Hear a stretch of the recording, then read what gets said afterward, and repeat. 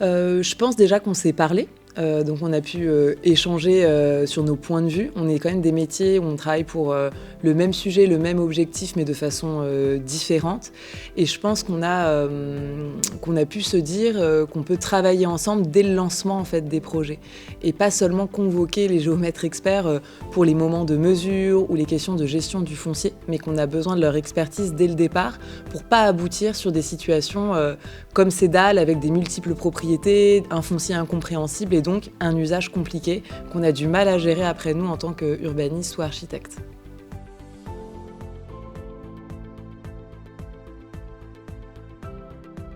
Oui, pour moi, c'est des acteurs incontournables de l'aménagement, souvent un peu encore pas méconnus, mais pas intégrés au bon moment dans nos projets urbains.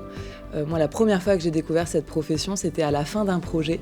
Et finalement, c'est eux qui avaient la donnée la plus précieuse, à savoir à qui appartient quoi et qu'est-ce qu'on fait de ces différentes parcelles. Et donc, ça nous a invités à repenser notre projet. Et donc, ce type de rencontre comme aujourd'hui, c'est se dire, en fait, on a besoin d'être une équipe dès le lancement du projet. Et on a besoin de travailler ensemble, pas seulement d'agir chacun en silo et de se rendre compte à la fin des projets que nos échanges auraient pu nourrir le projet de façon plus bénéfique.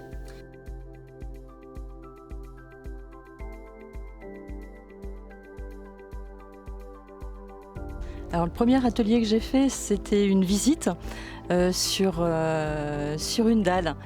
Et c'est vrai que c'était très enrichissant parce que c'était pas une visite classique où on nous explique la messe. Non, pas du tout. Là, c'était vraiment un échange de bonnes pratiques entre divers professionnels. L'interprofessionnalité, de toute façon, c'est ce qui va nous sauver.